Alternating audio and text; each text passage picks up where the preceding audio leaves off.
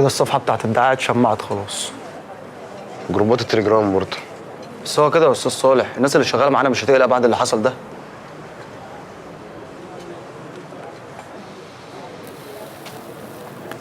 ابعت لكل حد تعرفه ان في مشكله في الجروب، وبنحاول نحلها اليومين دول وهنرجع قريب جدا. ماشي. بس كده في حاجه. خير يا بومه؟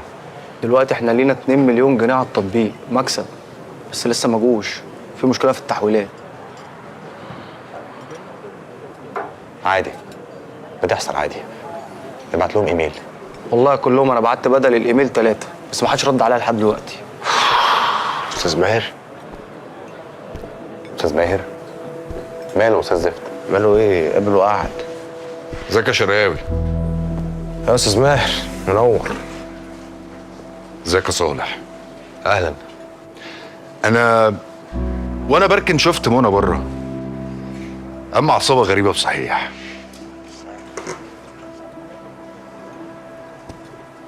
عصابه؟ انت عايز ايه؟ انا سمعت ان انت عايز ترجع لرانيا، كان نفسي اقول لك مبروك. الله يبارك فيك، انجز. عايز ايه؟ انت متصربع ليه؟ الجمله لسه ما كملتش.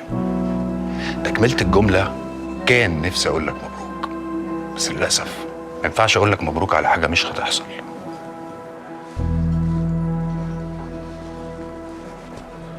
انا عايز اسالك سؤال واتمنى تجاوبني بصراحه.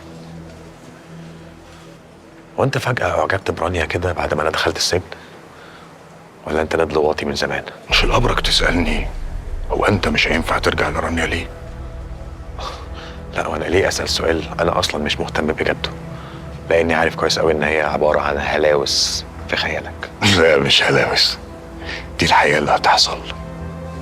تخيل معايا كده، رانيا المذيعة المشهورة اللي بتحاول تكشف الحقائق جالها دليل ان طليقها وابو بنتها كل الفلوس اللي بيكسبها دي بيكسبها من مراهنات اونلاين. على فكره الكلام اللي انت بتقوله ده مش مظبوط، وحتى لو مظبوط انت ما عندكش دليل يا ماهر.